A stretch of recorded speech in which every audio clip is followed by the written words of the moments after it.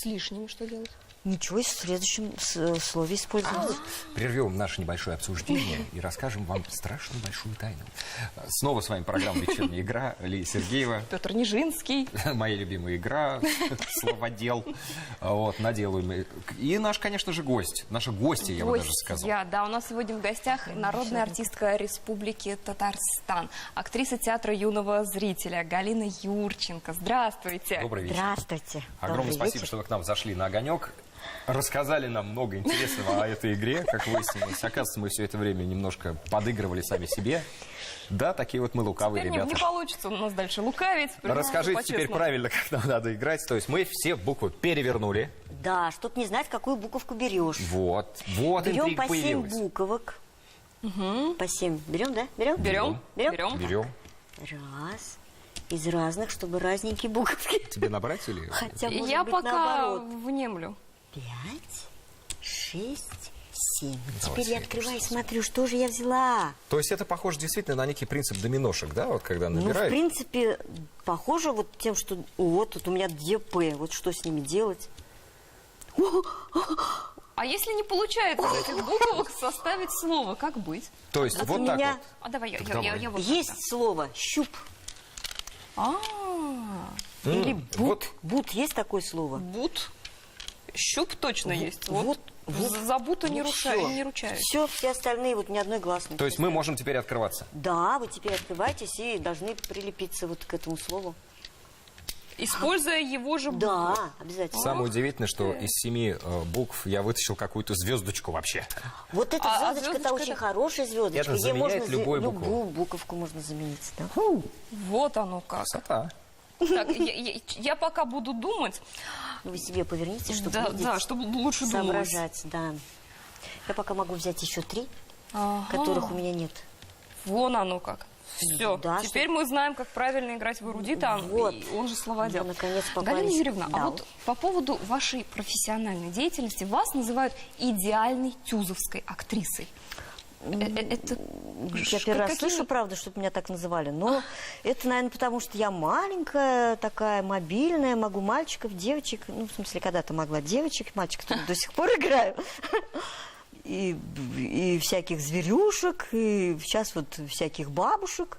Ну, в общем, вот, наверное, поэтому, потому что... То есть вы думаете за универсальность образов? Наверное, я не знаю. Скромность. никогда не хотелось играть вот принцесс, барышень, вот это вот Ну, все. это не мое. С локонами, нет? Нет, не мое это, нет. Не в характере? Я характерная актриса. Я когда пришла в театр, да, мне так нравилась Антигона. Я к Юрию Алексеевичу Благову подхожу и говорю: Юрий Алексеевич, я хочу играть Антигону. Он: Галочка, вы характерная актриса. Я так обиделась. Я думала, что... Ну, значит, вот... А это то есть... Героиня это не мое. Это здорово, наоборот, наверное, быть характерным. Ну, я артистом. тогда-то думала, что героиня это хорошо. Это я потом уже поняла, что характерный это гораздо интереснее. Потому что гораздо многоплановее, и характерные образы, они ярче, интереснее. И там много пластов, можно быть и смешно, и драматические какие-то моменты. Да, больше. да. Ну, то есть, конечно. А, наверное, характерную злодейку вообще. И ее интересно играть. запомнить проще, такой образ, чем вот героиня такая голубая ходит, ну, красивая и все. Вот. Вы То похожи... есть я имею в виду, что вот таких героинь сложнее гораздо играть. Чтобы вот они запомнили, чтобы как-то вот для себя найти что-то там, вот, чтобы тебя двигало. Ну, вот. Вон оно. А я что-то думала, выходит такая царевна-лебедь. Так, весь зал запомнил, все впечатлился. Ну, есть такие актрисы, которые вот в этом очень хороши. Допустим, у нас вот есть Гузель Шакирзянова, Алсу Густова. Они очень хороши в таких ролях. Вот немножко мы Потому что заговорили они красивые, вот они. о коллегах. Да, Немножко мы заговорили о коллегах. о коллегах, а Я как же без предлагаю них? прямо сейчас посмотреть небольшой сюжет Так. от ваших коллег. Но она человек, который способен удивляться каким-то мелочам. Это говорит о том, что она всегда молода. Что нужно сделать? Сделать ей подарок. Я думаю, надо сделать что-то очень доброе. И она всегда очень откликается на доброту, как, собственно, любой человек. Она человек верный своим принципам. Я думаю, доброта. Она, кроме таланта актрисы, она действительно она очень талантливый и трудолюбивый человек. Хоть я и говорю про женщину, ну и, конечно, женственность, да. Говорю, я пошла с ней в разведку, я пошла с ней на фронт. Вот, мне с ней не страшно. Мне кажется, она очень многое прощает. Такая нетерпимость, желание быстрее прийти к цели. Ой, я не знаю, я могу только сказать, она человек настолько порядочный и честный, что если только это как-то перевернуть, я не знаю. Ну, раз вы говорите, что она волшебница, волшебник обладает всеми способностями. Он может все, что угодно. А ограниченный волшебник – это уже не волшебник, это какой-то недоучек. Она бы летала. На сцене она самое главное для актрисы. Она разная. Она очень разная. Она яркая, характерная. Галя не терпит халтуры. Она живая. Она очень требовательный человек, к себе сначала, а потом как бы к окружающим, к партнеру. Для нее не существует мелочей. Ну как, правду Очень коллеги приятно сказали? было Узнали, слышать. кстати, коллег? Ну, Кто конечно. под масками скрывался? Сережа Масейко, Миша Меркушин, Надюша Кочнева. Вот. Зря скрывались.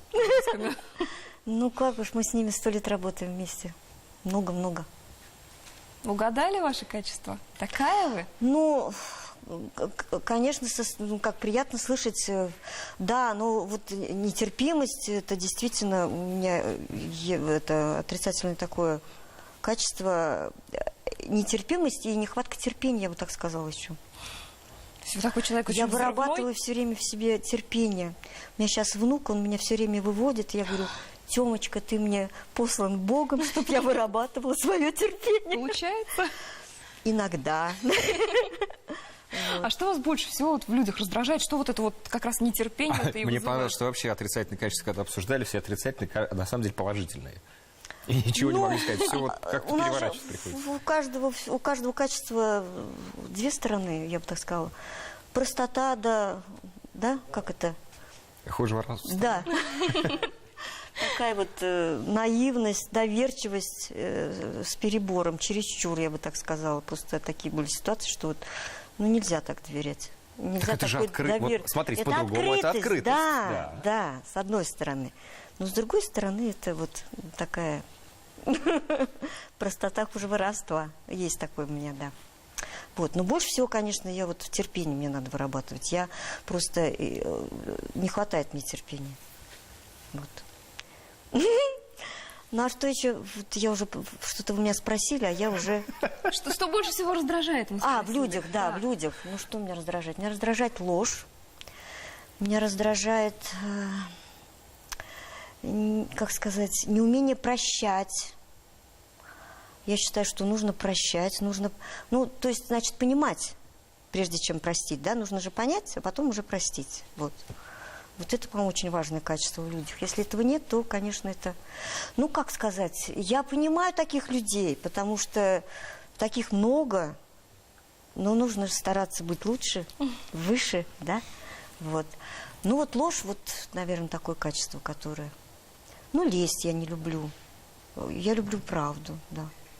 Ну, вот ваша внешность может быть немножко обманчива. Вы такая очень хрупкая, очень нежная. Но мне кажется, вы человек достаточно жесткий. Ну, в чем-то да, наверное. Мне кажется, это не жесткость, а вот это стержень Ну, внутренний. Не знаю. Я, конечно, бываю такая иногда, разной бываю, и мягкой бываю, когда там такой и терпимый, и всепрощающий. Но бываю иногда... Вот. Но я считаю, что это вот, как сказать, вот это вот какая-то вот прямолинейность моя, она тоже не очень хорошее качество иногда бывает. Иногда бы и не надо, надо бы промолчать. А я могу вот, не задумываясь о том, как это, что это будет для человека, как это на какое-то впечатление на него произведет, я могу сказать. Это актерская импульсивность или все-таки черта характера ваша? Я не знаю, это, наверное, черта характера. Ну, то есть вот какая-то вот... То есть, когда, если меня эмоционально вот, да, я возбуждена, то я, конечно, не соображаю, что я могу... Это то есть- открытость. Зато это все естественно и искренне. Вот. Может быть, это А расскажите, пожалуйста, а как контролер оптика оптико-механического завода стал вдруг... Что сейчас за слова такие? А вот сейчас все поймешь. Откуда это у вас? Мы все знаем. Как вы стали Ну, актрисой? в общем, это тогда такая небольшая предыстория, Да, да? давайте, Я расскажите. закончила школу, и по физике, по математике мне говорили, значит, иди в физику-математику, по литературе иди на филфак, и я что-то растерялась. То не есть у знала, вас что мне направления разорваться? были и в гуманитарной науке, и в точной да, науке? ну, на уровне школы, да. Ну, физика, это, конечно, слишком сложно для меня. Ну вот, но мне нравился русский язык, литература, как бы я пошла на филфак. Ну, что-то история, видно, мне не очень нравилась, и поэтому я там баллов не добрала и не прошла. Ну, куда деваться? Надо куда-то идти. Вот, я там пошла на оптико-механический завод. у Вот нас, это вернее. нормально, надо куда-то идти. Ну, Оптика. что делать-то надо же, да, работать как-то что-то надо. Вот, я там смотрела в микроскоп, такие маленькие детальки, маленькие-маленькие такие, вот они 5 миллиметров на меньше даже. Вот, и смотрела их, царапинки там, это вот очень интересно мне было. А как же вашей нетерпеливости вот эти вот маленькие царапинки уживались? Я как-то умудрялась сделать эту норму часов до 11, а потом уже так одной Для левой, души. правой, так вот уже легонько. И как же от царапинок вы вот к театру? В театр-то как пришли? А театр-то как бы это... Я не думала о том, что это можно сделать профессией, но мне, в принципе, это всегда нравилось. Как бы вот. Когда мы читали пьесы по ролям, мне все время давали там главные роли, Это Екатерину я в школе читала. началось еще или вот? Да, это еще началось до школы. Я помню мою первую роль, я уж не знаю почему, я надевала шорты брата и говорила, я не Галочка, я Сережа. Любопытно. Может, мне тогда фильм «Сережа» очень нравился. Я не знаю, почему «Сережа». Может, Кто я в это прошлой вообще жизни Сережа? была Сережа. Я уж не знаю, почему. Вот так. Потом, значит, вот в школе там «Стрекоза и муравей» в первом классе там очень запомнилось всем. Мама мне такой костюм шикарный сшила. Вот, с такими глазищами разноцветными, с крыльями. А потом вот, значит, вот когда школу закончила, я узнала, что у нас есть народный театр. Я пошла туда. Мне сказали, сделайте этюд. Я не знала, что такое этюд. Но мне как объяснили, да. Вот. А я ходила в свое время в музыкальную школу, и вот я сделала такой этюд, что я пришла на урок со скрипочкой, значит, и воображаемая скрипочка у меня там была. И что я урок-то не помню. И вот, то есть уже с событием все как полагается. Драматизм пошел. Сразу, Да. да, сразу первый мой этюд. Я, видно, как будто, не знаю. В общем, вот сразу вот так вот им пришлась по душе. И пошло, 2 года вот в Народном театре, Блохавлившая, потом, значит, Кот в бременских музыкантах, потом там еще какие-то роли. Я вот сейчас Мне пытаюсь вот это так представить, удивляет как сыграть всегда. блоху. Ой, такая блоха была, вот запомнили, там было 2 ярких танца, там она же английская и русская. Вот, ну, может, вы пьесу, конечно, не знаете. Блоха в присядочку. Она не в присядочку, она в припрыжечку. Причем мне почему-то какое-то движение очень долго не могло вот получиться. И я прямо в коридоре полчаса кряду, это движение. Потом у меня все получилось. Но там, главное, вот огонь был, вот такой вот. Вот такой какой-то вот, такой вот был. Задорная блоха Задор, получилась. да, такой вот. Вот, видно, этим я взяла вот эта блоха. Там музыка такая еще была яркая очень. Вот. А какая ваша смешная роль? Вот как вам самой кажется? Вот что вот Ой, в смешная лёжку роль. весь зал. Ну, не Да и знаю, коллеги за Лёшку, кулисами тоже. Весь зал, это у меня была такая роль в «Буре», Тринкула. Я играла там шута, пьяницу такой был, Тринкула, ну, собственно, да, пьяница, Тринк, да. Вот, я там играла, у меня такой был смешной костюм, я его сама придумала. У меня такие были, как бы шапочка с рожками с такими, да, потом, значит, фрак, такие... Я тогда весила 35 килограмм, такие тоненькие черненькие ножки и вот такие длинные эти сапожки, не сапожки, вот такие С вот. носами. С носами, зеленого, яркого цвета они были. Вся черная, и вот такая у меня роль была. И я там материлась. Ай-яй. Ой, вот давайте вот об этом мы поговорим после рекламы. Это будет интересно. Хорошо, что на стол Лена скрывает такую же обувь у меня. Реклама, да. Реклама так не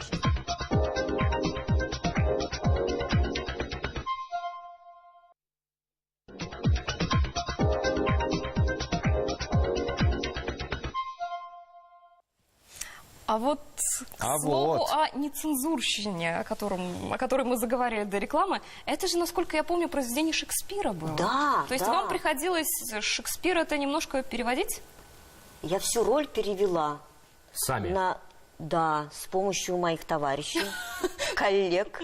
Я подходила ко всем и спрашивала, как вот эту фразу можно, как ты думаешь? И они мне говорили, как они думают, я все это записывала. Вот, к сожалению, тетрадочка не сохранилась, но неважно. В общем, я все перевела. А если я не путаю, ведь этот спектакль и «Золотую маску» получил? Да, получил. Вот так вот. Кто бы мог подумать, когда вы тогда Мы с 2 года тетрадочкой ходили? репетировали, я очень долго, как сказать, вживалась в роль, чтобы это было органично, потому что это было очень сложно. Ну, вот так вот роль всей моей жизни, наверное, она мне так и запомнилась, эта роль. Но тогда действительно, и когда мы привезли этот спектакль, первый раз мы его играли вот в Екатеринбурге на фестивале, а девчонки, Роза Хайруллина и Надя Кочнева, они меня выносили на сцену за руки и за ноги. Потому что ходить вот в этом было Нет, сложно? нет, дело не в этом. Дело в том, что они меня выносили и клали, и я как будто там плыла. Ну, в Это смысле, уже трюкала. вжились в роль там. Ну, мы помним, кого вы Вот, изображали. просто мне настолько было страшно, я говорю, девчонки, хорошо, что вы меня выносите, сама бы я не вышла. Убежала И мы бы до за сих кулисы. пор это вот вспоминаем, как они меня, как я Но тогда у им нас сказала. есть фрагмент другого вашего спектакля «Оскар и розовая мама», который, мы знаем, вам тоже очень дорог. Ну, конечно, да, он Давайте до сих пор посмотрим. идет. Куча розовых дам, которые развлекают детей. Короче, если ты здешний больной, тут вполне можно словить свой кайф. У меня с кайфом больше не получается. После пересадки костного мозга с удовольствием стало плоховато. Когда доктор Дюссельдорф приходит утром с обходом, он страшно мною недоволен. Молча смотрит так, будто я провинился. Хотя я очень старался во время операции. Хорошо себя вел. Спокойно дал себя усыпить. Мне было больно, но я не кричал. Все лекарства принимал послушно.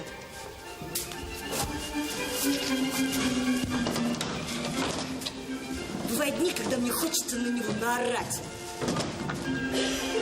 Высказать ему прямо, что, возможно, это именно он. Доктор Дюссельдорф вместе с его белыми кудрями запорол операцию. Но вид у него такой несчастный, что все обвинения застревают в горле.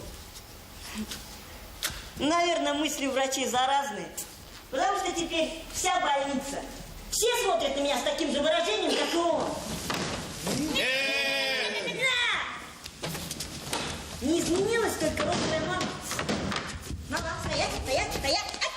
Ну, наверное, она просто слишком старая, чтобы меняться. И еще из всех розовых дам, которые добровольно приходят в больницу, чтобы бесплатно проводить время с больными детьми, она самая древняя. Я один называю ее не розовой дамой, а розовой мамой. Розовая мама, сколько же вам стукнул-то? А сумеешь ты запомнить число из 13 цифр? Вы неузнаваемы в этом Такой спектакле. длинный отрывок вам показать. Так интересно же. А вот бытует такое мнение, что мужчине сыграть женскую роль и женщину в целом проще, чем женщине вжиться в образ мужчины. Но опять же, в китайском театре это очень распространено. Не тяжело вживаться? Тяжело, конечно, ну как, не знаю. Ну, я даже вот, если честно, не знаю, чем тяжелее, потому что как бы это уже... Ну вот Тринкула вот было тяжело, потому что там действительно был мужчина, как бы, да?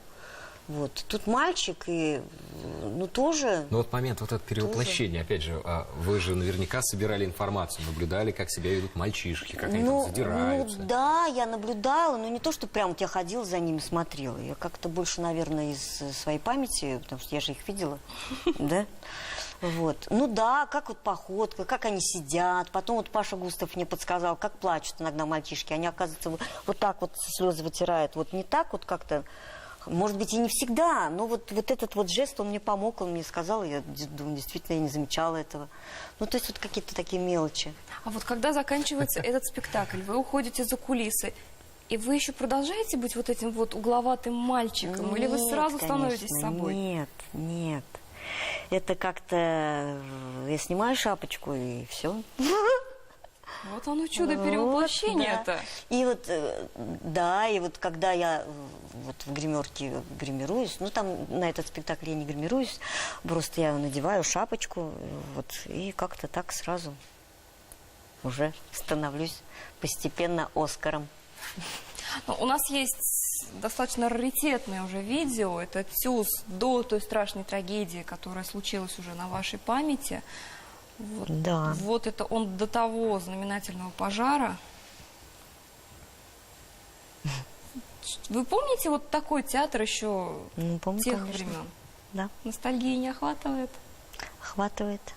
Он был гораздо уютнее, он был с деревянными ступеньками на балкон, и пол был паркетный, сейчас он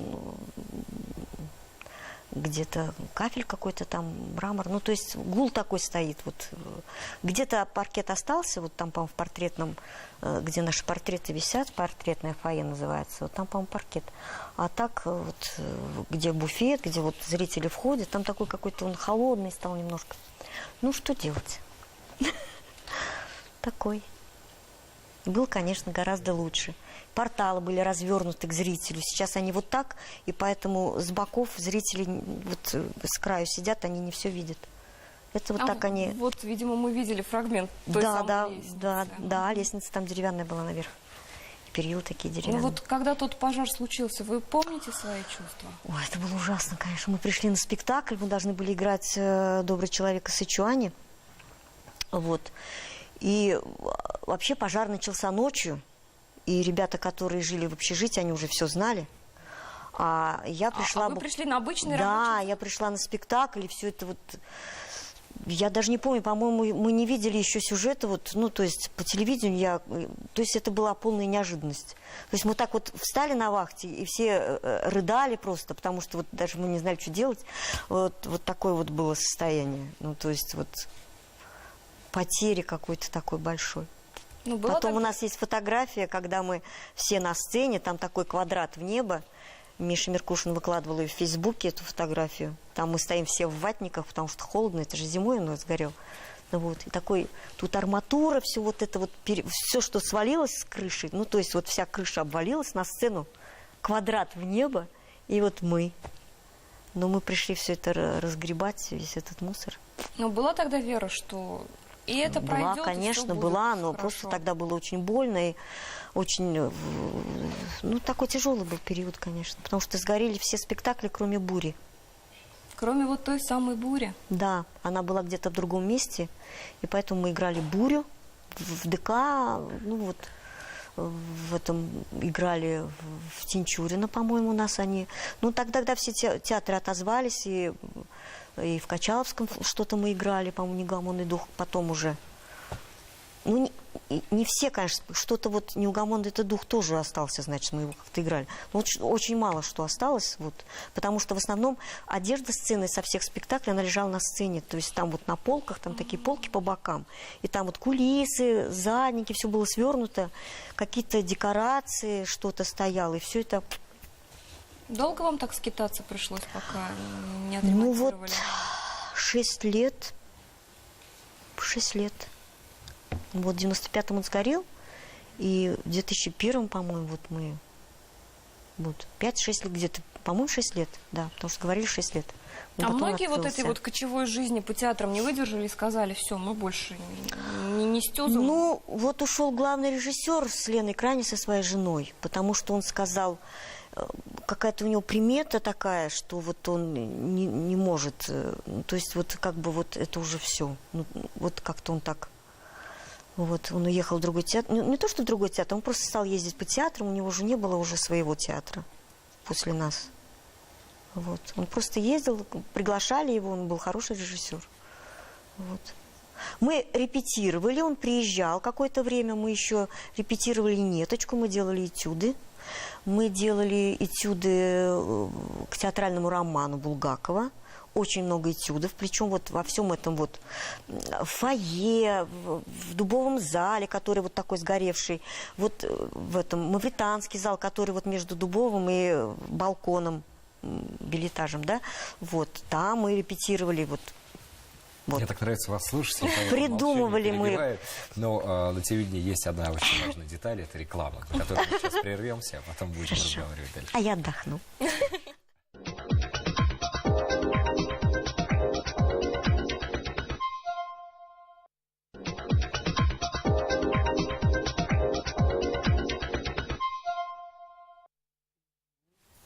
Вот виртуозно ведь играете, а? А есть у вас какие-то... Мы вот уже поняли, что вы отличная актриса, отличный игрок в словодел, он же эрудит. А какие у вас еще таланты есть, о которых, может быть, не всей широкой публике известно? Ну, я люблю вязать. Тоже нервы успокаивает? Да дело не в этом, просто я вот, допустим, не могу смотреть телевизор просто так, когда у меня в руках нет вязания, мне просто вот время жалко. В автобусе, когда я еду минут 40, я тоже вяжу или читаю, вот. Ну, что еще? Ну, в принципе, вот в последнее время я вяжу, когда-то я вышивала, плела из бисера какие-то там всякие вот штучки, вот. Ну, что еще? То есть рукодельничать-то вы любите? Да, ну у нас как бы и дочки мои такие тоже. А что такое вот самое вот из рукоделия? Из рукоделила? Я даже не знаю. Не знаю, там шарф на 350 метров. Чтобы всю семью разом так. Ну вот если только в Бальзаминове мне Владимир Борисович тогда сказал: Галочка, давайте вы будете там вязать. И вот я там связала такой длинный-длинный чулок. Это за время спектакля? Нет, я его... За время спектакля я успеваю связать там, ну, максимум ряд-два. А это мне надо было связать, чтобы он уже был длинный такой. Вот я его там вытаскиваю, такой длинный, как бы. Ну, как бы Миша, сын мой, как бы ищет невесту. И за это время я все вяжу. Так много времени прошло, что он такой длинный. То есть еще обогащаете реквизит театра? Может, скоро за костюмы возьметесь? Да, может быть. Как знать, как знать. У нас, кстати, есть тоже фрагментик. Мы так немножко заглянули за кулисы вашего театра, вашей премьеры предстоящей.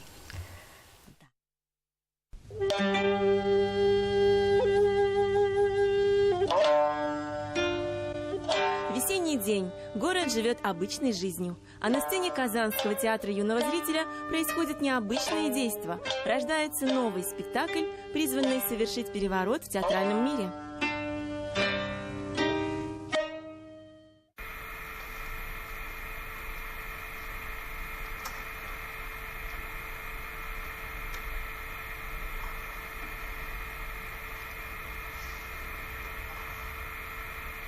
Вот так, не издав ни звука, актеры разговаривают друг с другом. Есть некая органика существования в определенном, да, жанре. В данном случае это существование, да, пластическое, то есть тело говорит. Обычно актер использует, да, чуть больше палитру, да, голос и так далее, да, мизансцены и вот. То здесь доминирующий акцент, он, конечно, это тело, которое должно жить, оно должно выражать определенные состояния, да, ощущения, эмоцию, и тело должно связываться с пространством, с партнером, который рядом с тобой, при этом существовать в заданной форме. Спектакль «Из глубины» ставится в Тюзе не случайно. Премьера приурочена к 125-летию со дня рождения Ван Гога. В основе сценария его письма к брату Тео. Зрители увидят, как оживут полотна художника, окунутся в жизнь сельских жителей и рабочих Нидерландов конца XIX века. Их бытие, чаяния и переживания актеры передадут через японский танец буто. Ну, танец буто – это современный такой японский танец, который зародился где-то в 60-х годах XX века. И его особенность в том, как существует тело. То есть это совсем другой язык тела, где разрушены, можно сказать, такие классические формы, которые, например, мы знаем, допустим, в балете, в народном танце. То здесь немножко тело приобретает такие, как сказать, такие растительные, что ли, формы, для которых характерно отсутствие, может быть, симметрии. и изгибы, изломы. То, что таким образом это тело приближается как бы нас к какой-то природе. Изюминка постановки и, наверное, самое сложное, что требуется от актеров, это умение построить диалог со зрителем посредством танца. Научиться слушать и слышать друг друга сердцем. В этой работе мы пытаемся преодолеть вот эту вот европейскую жизнь. То есть, как нам говорят, европейский характер жизни. То есть мы пытаемся вернуться в то время, когда люди, то есть, слушали свое тело. Пока идут генеральные репетиции, а премьера спектакля «Из глубины» состоится уже 30 марта. Правильно поняли, что в этой новой постановке вы танцуете картины Ван Гога, да еще при этом японские танцы изображаете. Ну, как бы так, как бы да. Но японские танцы, если вот посмотреть, набрать в интернете «Буто» и посмотреть действительно японские танцы, конечно, там мы, наверное, далеки от совершенства, прямо скажем. Но мы пытаемся к этому прикоснуться, это очень сложно. То есть это как бы мы наблюдаем процесс, вот как вот что происходит с телом, когда вот меняется вот поворот руки, поворот головы. То есть вот мы как бы прослеживаем вот этот путь. То есть не просто мы поворачиваем голову, да, вот, протягиваем руку, а мы вот наблюдаем, как она вот тянется, что там происходит с нами в этот момент. Вот как бы вот тело живет. То есть вот. такой медитативный спектакль-то получается. Да, да. И вот когда просто вот, допустим, мы технически выполняем какие-то мизансцены, то это, конечно, никакой магии нет. Но когда мы наполняем вот это все, то происходит такая магия. Как вдруг вообще пришли вот к такой идее? Как-то, эта идея пришла, я так полагаю, Туфану Рифовичу. Слишком сложно для Тюза, я имею в виду именно восприятие зрителя. Ну, мы же по вечерам играем для взрослых. Для взрослых не слишком сложно? Поймут? Ну, я так полагаю, что в Казани достаточно взрослых людей, которые захотят к нам прийти. А была уже какая-то, не знаю, не проба, скажем так, а... Закрытый показ. Замер почвы, да, может сказать, зондирование? Нет, не было, потому что то есть нас посадили там перед таргет-группу? премьерой каникулы, и там нам совершенно не было времени репетировать на сцене, поэтому вот премьера только. А у вас никогда не было желания покинуть родной город и вот куда-нибудь на вольные хлеба? Нет. Нет? Вы любите? Может, я трусиха. Но, может быть, вы любите я никогда этот город? не хотела. Вот когда я поехала на первые гастроли, да, это было в Белгороде, главный режиссер мне предложил остаться там, потому что вы, говорит, нам очень нужны. Ну, вот видно, как травести. Я тогда играла мальчиша-бальчиша, и вот он, может, увидел. Ну, там не только, там еще и девочек я играла. Ну, вот он мне предложил. Ну, я тогда подумала, Верзуб мне сказал, Леонид Исаакович, Галочка, это твое дело, это как бы это ведущий актер Глушков Владимир Алексеевич, он сказал, как хочешь, решай сама. Но я подумала, что же я буду от хорошего искать еще более лучше. По-моему, не надо этого делать. И потом мне все такие родные уже стали, хотя я там успела проработать к тому моменту всего полгода. Но я, конечно, очень люблю наш театр, очень. Расскажите нам о Казани в вашей юности. О Казани моей юности, вот даже не знаю, что вам рассказать. Когда еще по Бауману троллейбус ездил. Доски лежали. Да, ведь действительно ездил. Вот вы сейчас напомнили, я что-то про это забыла. Действительно, когда-то ездил. Но, в принципе, я жила же не в центре Казани. Я жила, и сейчас живу на окраине, в Вы же всегда Дербышках. были в центре. Да, но вы всегда... Ну, да. Вот, но когда я уже там работала в театре, да, помню. Помню, Качалское общежитие, я там жила. Вот. Куда вот любили, я не знаю, ходить актеры в перерывах между репетициями? Ну, попить чаю, когда прогуляться. Между репетициями. В театральный буфет? Ну да, у нас был какой-то буфет. Ну, не сразу, по-моему, у нас что-то... Я даже не... Что-то как-то мы тогда, вот я-то вот не помню А почему-то. вот кафе «Сказка», дом татарской кулинарии. Ну да, ходили, мы туда ходили, в сказку. В сказку, наверное, больше ходили, да. Вот когда в училище учились, мы ходили в Кекино, дом Кекино, да? Там была тоже столовая, сейчас ее там нет. Вот. Потом, ну, в принципе, я очень любила. Тогда же я, когда начинала... Думаю, почему я не ходила в кафе? Я там жила же в Качаловском общежитии, совсем рядом, в 2 шагах. Я между спектаклями могла прийти, попить чайку с ребятами, кто занят, ну, кто хотел. Мы там отдохнуть успевали полчасика, потом раз, опять на спектакль, на следующий. Вот. Вот поэтому, собственно, я тогда не очень ходила в кафе, я ходила домой. А вы вообще домашний человек? Ну, в принципе, да, я домашний человек, но я люблю менять, как сказать, уезжать куда-нибудь очень люблю. На гастроли. Путешествовать или... И путешествовать. Ну, на путешествовать у нас зарплата очень маленькая. Ну, как-то... Путешествовать с гастролями.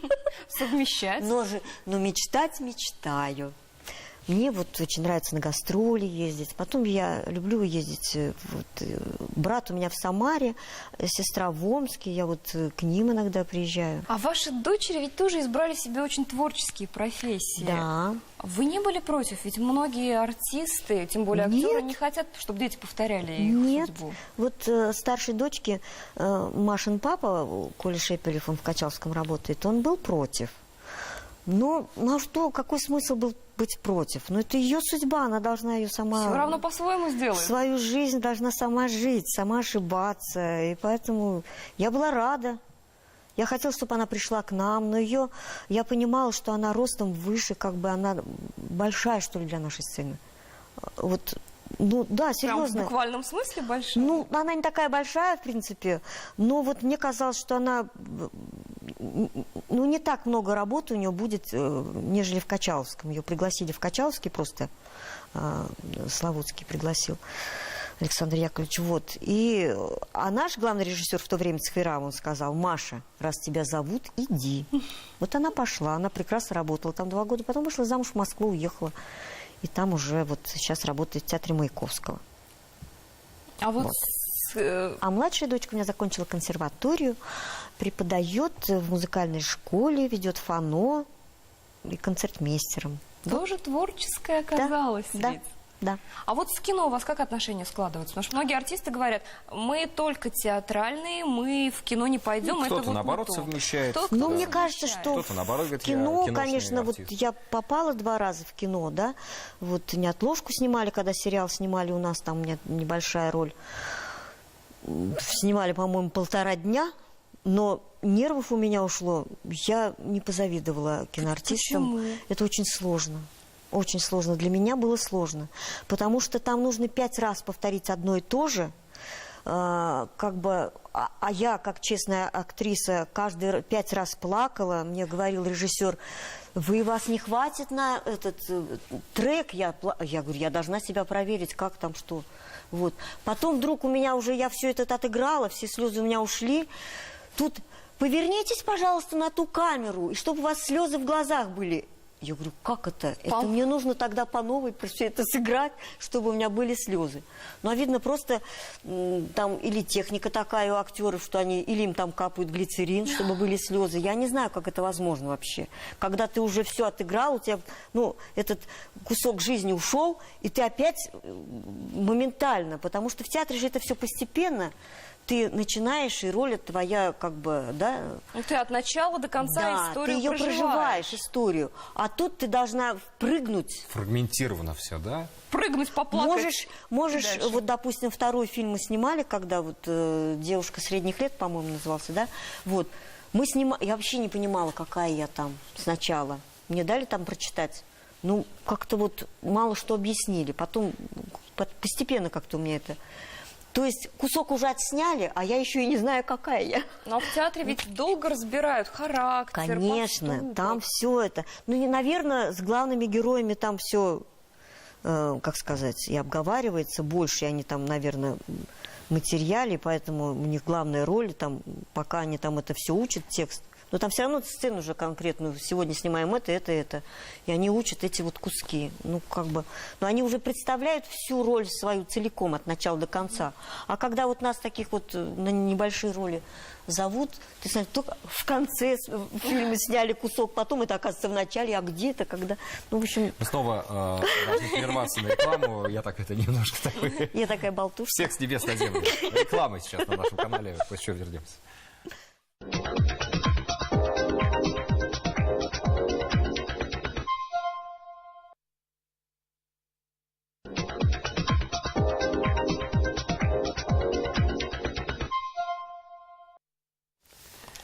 Так, и я, кстати, слово составила. Молодцы. Твоя очередь. Ой, какие Ух ты, какой длинный, самый... Нет, еще было Не по-моему. самое пока. Да, второе.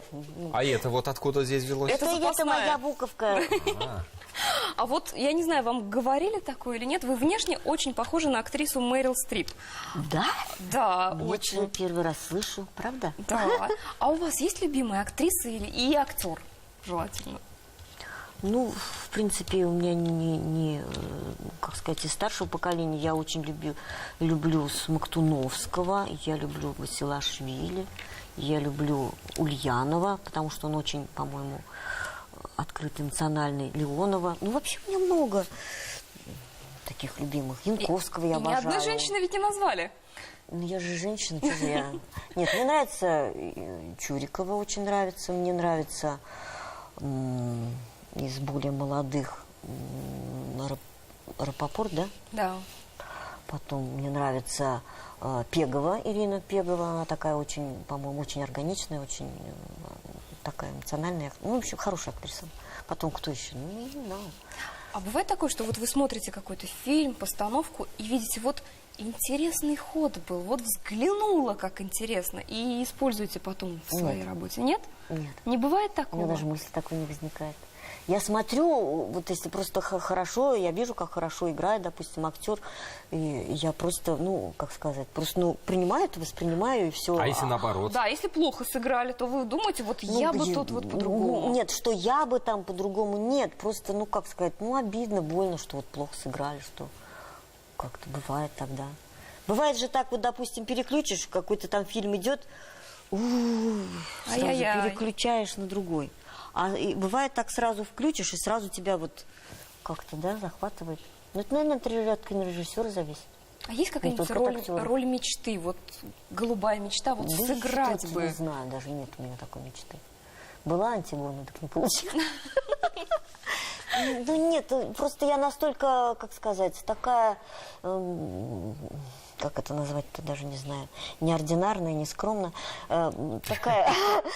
такая вот...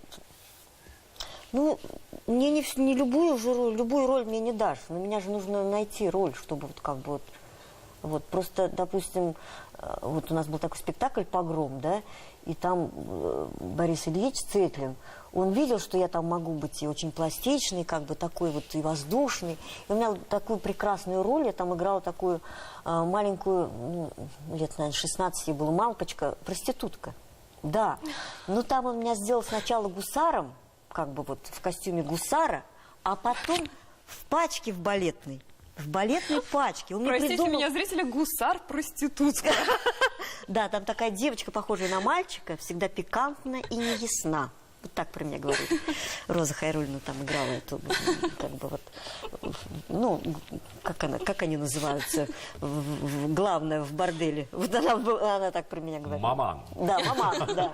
Вот. А потом вот такой кусок балета. Мы с Сережей Масейко там танцевали. Как бы я была влюблена. И как бы это, ну, моя мечта, что ли, вот такой танец вдруг, балет. Такая я вся. А вам вот самой какие роли больше нравится играть? То есть какие-то безбашенные, смешные, или что была трагедия? Разные. Или трагикомедия? Ну вот если совсем только смешная и негде поплакать, там никакого драматизма нет, это, конечно, тоже не очень интересно. Это как-то, ну, плоско, однообразно. Надо, чтобы и то, и другое было. Вот, допустим, у меня сейчас в спектакле «Любовь людей», у меня там и смешные моменты, и трогательные какие-то есть, и очень пронзительные. Но вот вы сами как людей больше любите все-таки вызвать в них улыбку?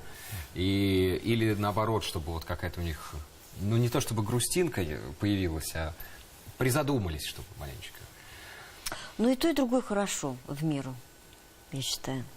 Потому что если только вот как бы такой, ну, мелодрама такая прямо, да, мелодрамная, можно так сказать. Мелодрамная мелодрама. Да, то это Скучновато.